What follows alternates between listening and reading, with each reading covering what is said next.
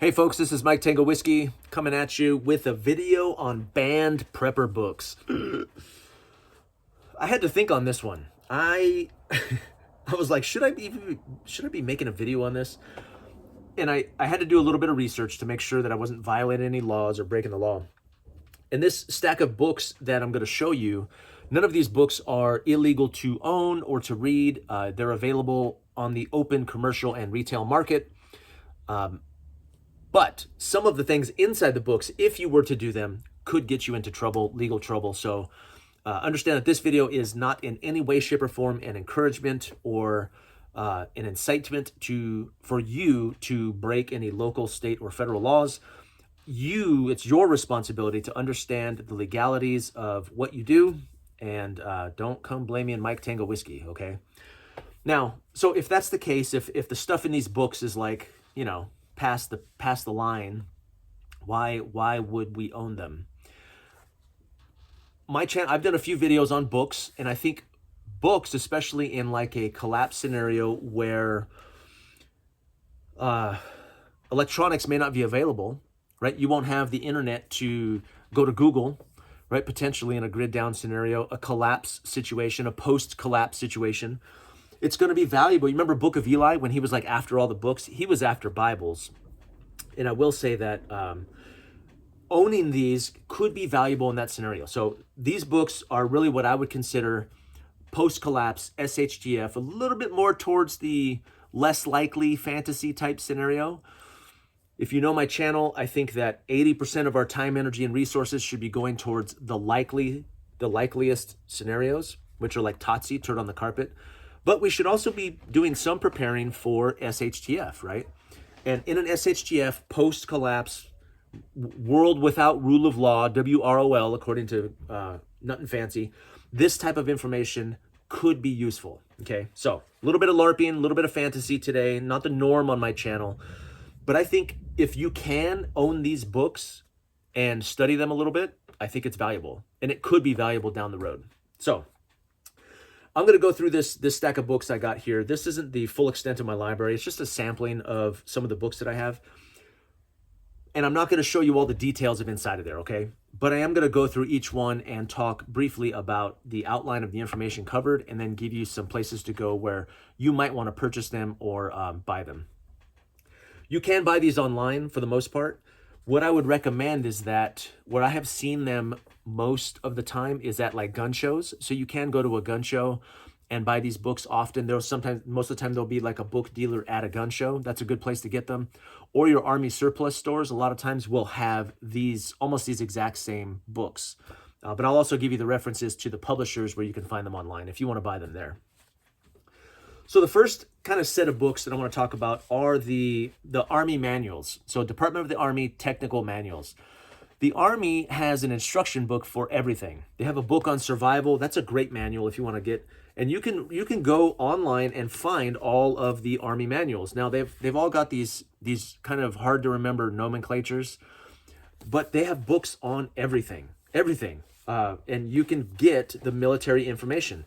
A lot of the YouTube channels that do like these tactics and, small team tactics and fire team tactics, and most of those guys are getting that information from what they learned in the Army or the Marines or whatever, and that information is often contained inside of these books. There's always going to be a manual talking about that stuff. There's a survival manual, there is a seer manual, there's all kinds of manuals out there. So a couple here just to show you some of the banned information that you could read and not execute.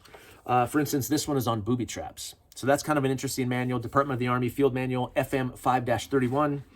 And in this manual, a lot of this, it's funny to look at the pictures. It's like almost like, most of the time it's like Vietnam, 80s era, not quite GWAT type information, but the diagrams are pretty good.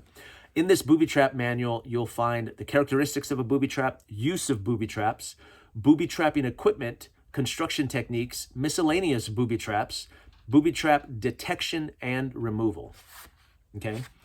So, and it goes through, and it has pretty good pictures, and it talks quite a bit about using everyday items to accomplish whatever you're trying to do.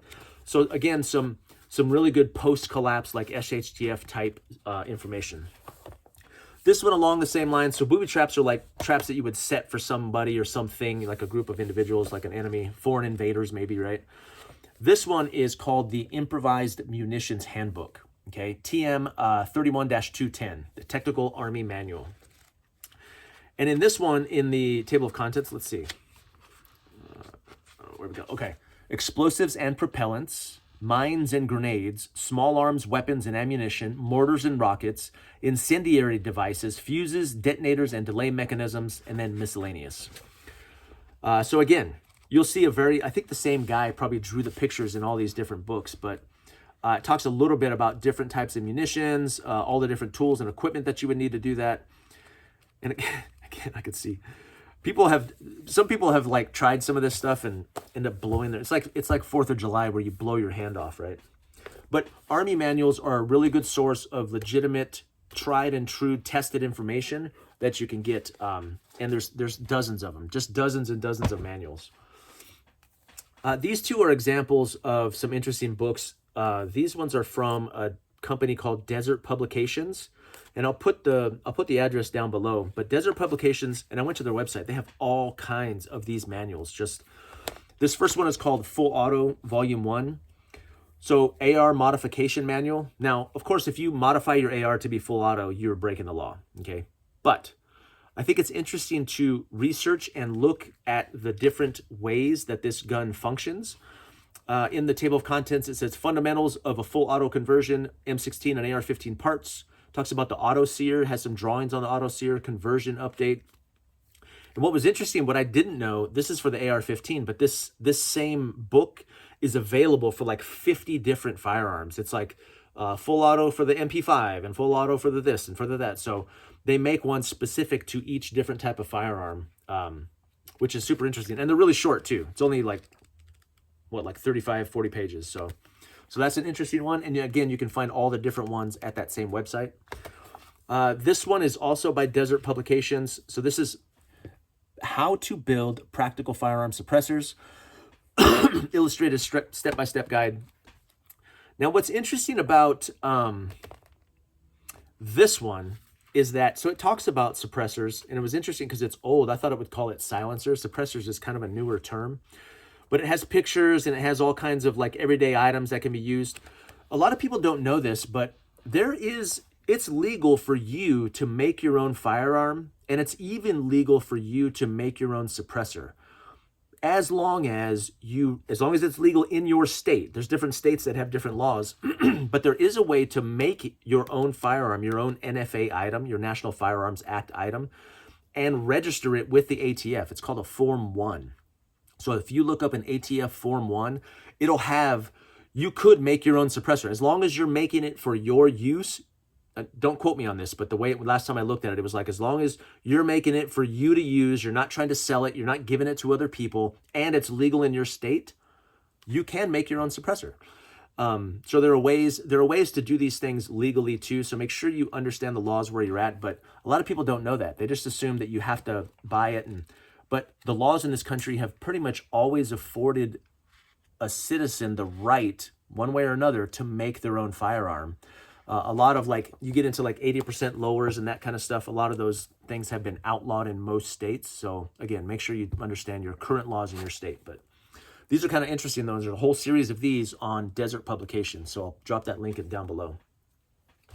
Oh, I'm going backwards here. So here's another manual, the FM 31-21. This is Guerrilla Warfare and Special Forces Operations.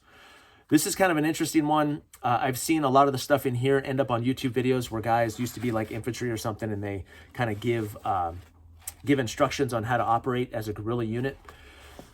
And I think this is far more applicable to a civilian, a 68%er population, right? Let's fantasize way down the road, post-collapse, way past Tatsi. We're in SHTF. We're 5 years past SHTF. Roving bands of marauders. I watched the Book of Eli last night, so my brain is in that mode.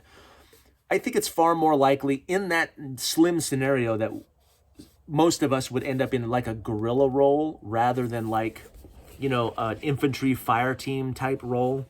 So the information in here, that's why I got this one. because it talks about resistance and guerrilla warfare, the difference. I think that's an important distinction. How to organize those forces, theater support. Now it also gets into like military support, and I think the guerrilla role is more likely because we wouldn't have that. Let's say 10 years post collapse, and there's all these neighborhood groups of people who are banded together. This is far. We're not going to have like infrastructure and logistics and air support and all that other stuff. So that's why I like these type manuals rather than the more traditional military ones, because I think those don't apply to us as much. But so that's a good manual too. This is one that's relatively recent. So NC Scout, he's got a great podcast and got some great products too. He wrote this relatively recently, and since he wrote his, there's been a couple other people who have put similar books out. But the Guerrilla's Guide to the Baofeng Radio, big print, which I appreciate, NC Scout. Thank you very much.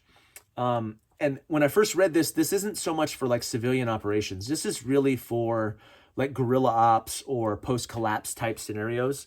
But he talks a lot. There's a lot of good information in here. It's easy to understand. It's well written.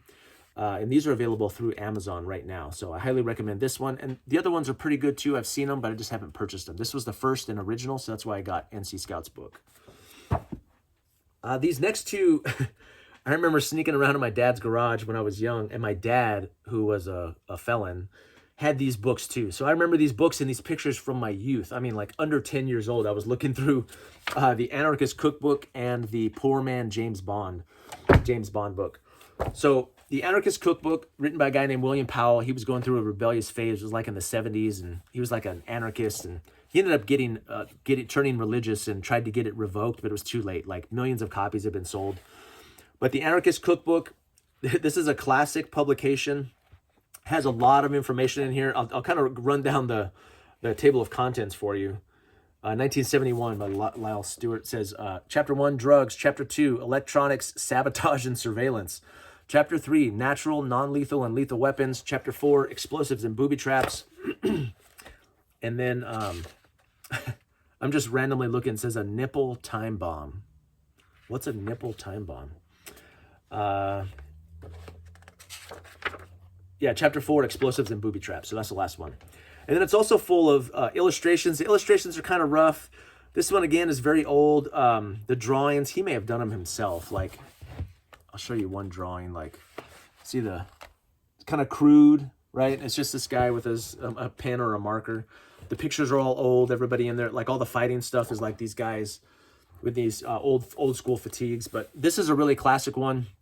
Has a lot of very useful, potentially fantasy post SHTF useful information in there. Kind of cool to know. And then this one, the original Poor Man's James Bond. So this is a similar book to the Anarchist Cookbook. I wonder which one came first. This one also, these are both from Desert Publications. So you could find both of those at Desert Publications as well. There's so many interesting books. I finally went to that website and I was like, I didn't know that there were so many books on these various topics. It's crazy what you can buy. This one is in 1991. So this was a little bit later. There's also a volume 2 that I don't own. Very similar though. But I'll just kind of go over the front there. Booby Trap says fire grenades, auto conversions, fireworks and explosives, matches, fireworks.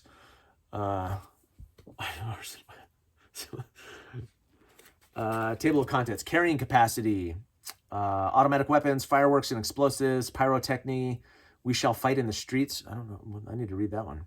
Arson by electronics, hand-to-hand combat, explosives, fireworks, and matches. Yeah, these are the ones I remember. Like the photos are so bad, they're just like copy of a copy of a copy. And there's like all these fighting techniques in there, and these guys are wearing like 1970s camo. It's pretty funny. See the... But lots of interesting information that's available. And again, there's 2 volumes of this. And like I said, those are both available from Desert Publications. This one is a book that one of my watchers sent me after he was like, dude, you need to clean up your profile. So I've been working on that. Now this is like a textbook. Look at this sucker. This one's called Extreme Privacy, What It Takes to Disappear. And what I like about this book is it's not just like theory. It's by a guy named Michael Basil. This is the 5th edition. It's very dense. You see the writing's very small, so I'm kind of like, But what it does is it walks you through disappearing online. It's really pretty incredible. It's step-by-step instructions on how to go through your phone, your routers. Look at this. Some of this is even like code, how to set up routers. I'll just read the instruction. But like there's pages and pages of code that you can do to get in and out of, to get things removed. Linux computers, Mac OS, iOS, mobile devices, mobile device strategies, secure comms, alias names, mailing addresses, private payments, estate planning, employment, private homes, private vehicles, privacy lifestyle. If somebody wants to find somebody nowadays, they're probably going to do it. This takes work. It takes more work to get you off of the internet than it certainly does to get on there. Somebody who knows enough, and they don't even need to know a lot. Somebody who knows a little bit can do this very quickly and very effectively. If somebody wants to find you, they can. So it takes intentional work to get yourself out of. There are ways to do it. But we're so far online now that it's a slog back, you know. So anyway, very dense material. Great book though. Me and my wife are working our way through it, trying to get some of this stuff done, but it's a lot. It's a lot. And then the last two books that I want to talk about, these are pretty cool. I forget how I heard about these. These are from Warhammer 6 Press, a gentleman named John Mosby. The Reluctant Partisan, Volume 1, The Guerrilla, a comprehensive training and evaluation program for tribal, community, and family security preparedness. Now that's some like civvy type stuff, right? The Reluctant Partisan, Volume 2, The Underground, an unconventional approach to surviving the collapse of society. Again, just kind of reemphasizing that these books, the application of these books, you're talking post-collapse, right? No rule of law. I'll read you some of these titles are like, tactics are like arseholes, strong people are harder to kill, hips, heads, and kids, shoot, I've been shot, you want to be an operator, these names, nocturnal nature walks, and then chapter 9, get off my lawn. These are kind of dense as well, but there's really good information in here. I like it. It's a lot of info, but it's easy to read. That was the thing that I liked the most about it. So I have a lot of bookmarks in here. And he has a lot of great information, everything from navigation to hand-to-hand combats to breaking contact, fire team tactics, all that kind of stuff. Like if you had to train somebody and they weren't military, this is a great singular resource to get a lot of that information. This second one is more on the underground. You know, if you have a network of guerrillas, there has to be an underground network of support because we don't have logistics and military behind us, right? So this one, chapter 1, Be the Barbarian. Chapter 2, Networks Do the Work. 3, Jumping on the Information Superhighway. Chapter 4, Jock wins fights, but nerds win wars. I like that. Chapter 5, Good Morning, Mr. Gray Man. So it talks about Gray Man concept. Death Race 2000, Going Guerrilla in Gotham. Underground Main Battle Rifle. Everybody Loves Leftovers. Clandestine Carry Handgun POI. Combat Rifle POI. So I did a recent video on firearms, and some people were criticizing me. They go, your rifle is your first option, your pistol is your backup. I don't think that's true for us. For the 68%ers, I think the opposite. And look at the order that this guy does it. He talks about clandestine carry handgun first, then he talks about combat rifle, POI, right? I think that's the right order. So really some good information in here too. I haven't had as much time to go through this second volume, but this is more... This feels like TOTSI. This feels like heading into collapse, almost post-collapse, you know, some of the things that you need to be thinking about, weapons, transporting weapons, kind of like clandestine operations and all those kind of things. So it's pretty good. Really good stuff. And it's also written in an entertaining way. It's actually fun to read. It doesn't read like a textbook. So, okay. I hope that was helpful. Again, this video is not like, hey, go do these things. This video is, this could be valuable information to own and understand ahead of when you might need it. It is legal to own, possess, read, and understand these books right now. There may come a time where it's not. You may not be able to get these at some point in the future. I would also add to the future of banned books, the Bible. My wife, every time we're in a thrift store, she has me buy Bibles. I go and look at the Bible section. If there's Bibles, we have a whole stack of them in preparation for like handing them out, storing them. I think I just watched Book of Eli last night, and that was the book that he was after, right? The one book that he was after was the Bible. So I would also consider that one of the most important prepping pieces of knowledge to have in your library. But I hope this video helped kind of open your eyes, maybe if you didn't know these things existed, or you could even get access to these resources. But you can have them, you can add them to your library, and you know, and it might be good and useful down the road if things get really, really bad post-collapse. So anyway, this is Mike Tango Whiskey, and I'm all clear.